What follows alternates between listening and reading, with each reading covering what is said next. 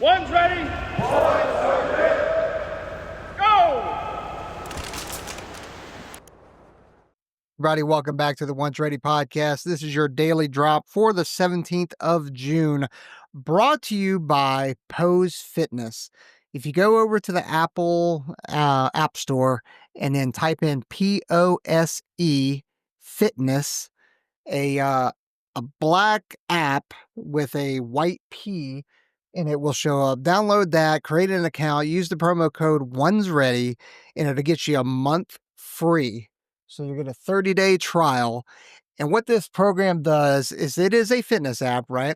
And there are workouts planned into it, and the IFT, initial fitness test, is programmed into it, but it uses the camera and it uses AI to judge and analyze your movements, your air squats, your push-ups, your pull-ups, all that kind of good stuff, and tells you whether or not they would count. It tells you where you can make improvements at it. It tells you whether your knees tracking inward or outward, or if you're breaking 90 on your push-ups and all that kind of good stuff, right?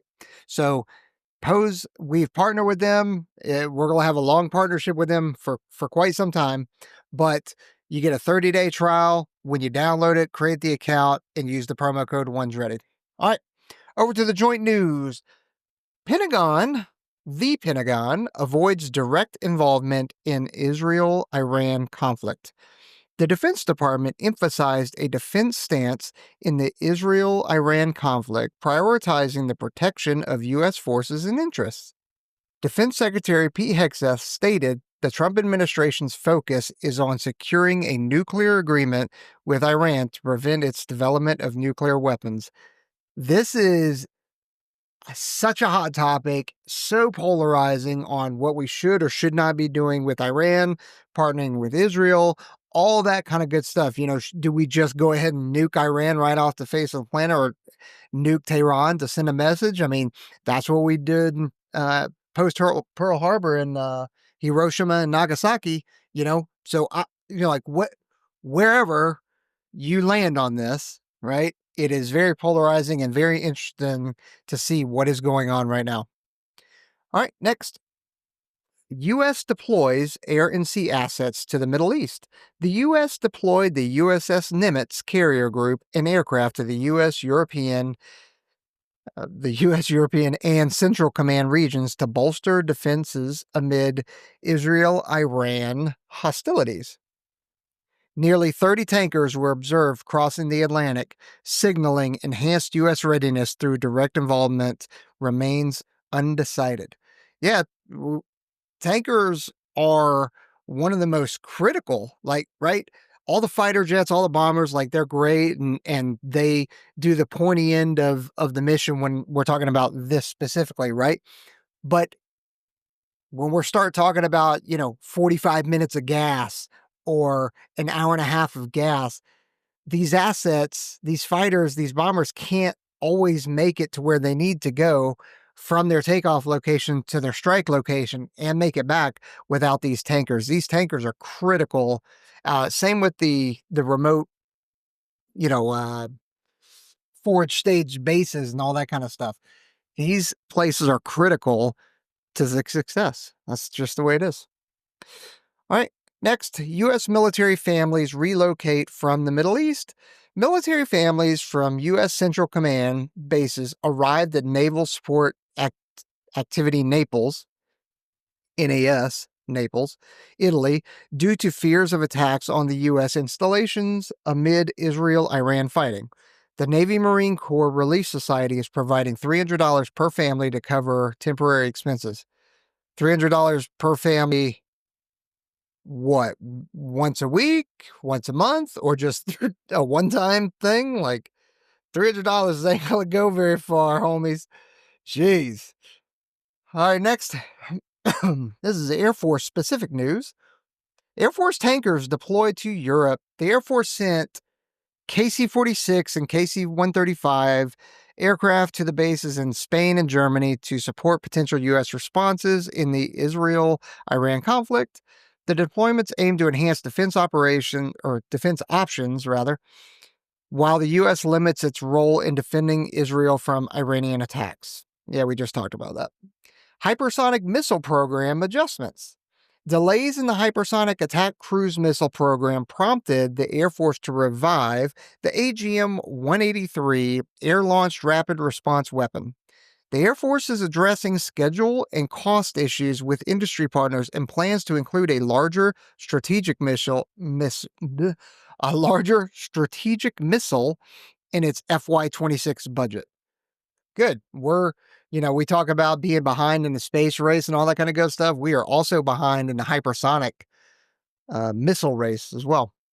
So there you go. We got a lot of catching up to do.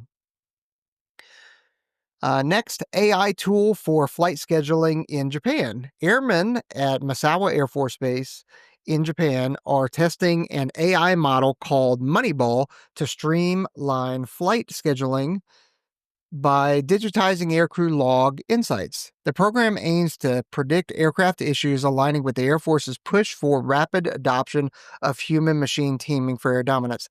Like, this just makes sense to me, and I love the fact that they call it Moneyball. Like, that's great, because that does make sense.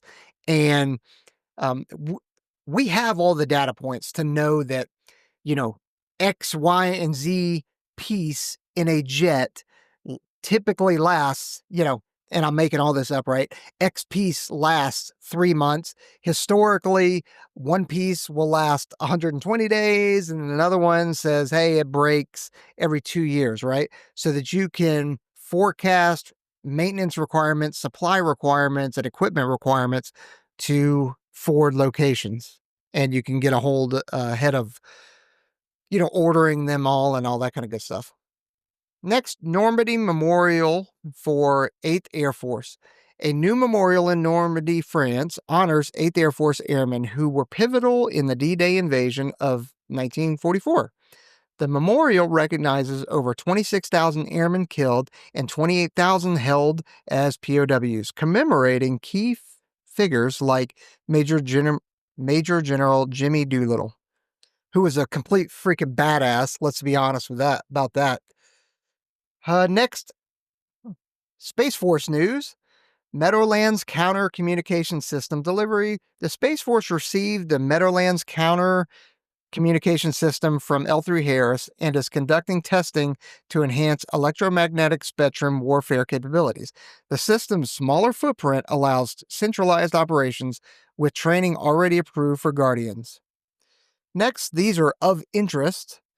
Trump on Iran negotiations. President Trump indicated Iran is open to talks to de-escalate its conflict with Israel following attacks on its nuclear infrastructure. Doubtful.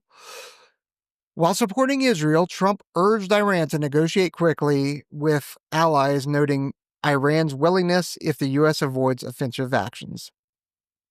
Next, NATO's aggressive deterrence. NATO is developing rapid response plans to counter Russian aggression, aiming to bring conflict to Russia territory if attacked.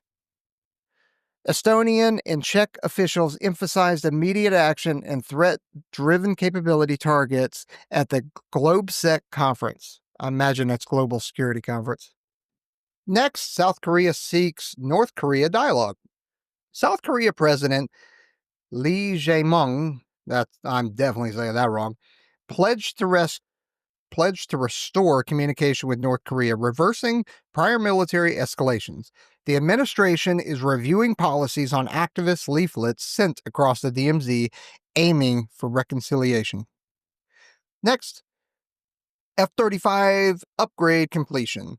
Lockheed Martin completed the technological... My gosh, I'm having a hard time reading today, but you guys should be used to that by now. Lockheed Martin completed the Technology Refresh 3 upgrade for the F-35, awaiting government approval for combat capability. The upgrade is critical for future Block 4 improvements, though delays and costs have raised concerns with the F-35 Joint Program Office. Boeing nears Air Force One design finalization. Boeing is close to finalizing the VC-25 Bravo design for Air Force One, making significant progress in recent months. Discussions with the Air Force and Trump administration continue, with support credited to collaborative efforts. Well done. Next, Naval Academy admissions lawsuit dismissal. The Justice Department sought to dismiss a lawsuit against the U.S. Naval Academy after Trump administration ended race-conscious admissions policies. The move aligns with a commitment to merit-based opportunities following claims of discrimination against white applicants. Man, that should have never been a policy. And, you know, you saw it all over social media, you hear it all over the news, you hear it from certain parties talking about, like, upset that General Slife was removed, that CQ Brown was removed, right?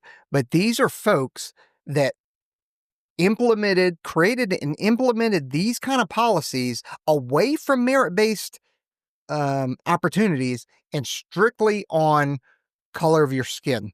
But they did that. There were policy memos that stated it. There were public addresses that were recorded that stated this.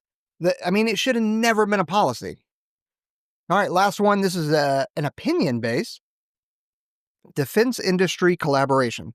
The U.S. should foster collaboration between traditional defense contractors and innovative Silicon Valley Silicon Valley firms to counter China in great power competition. An all-of-industry approach is needed to combine scalable manufacturing with advanced technology for optimal warfighter systems. All right, we're out here. Later.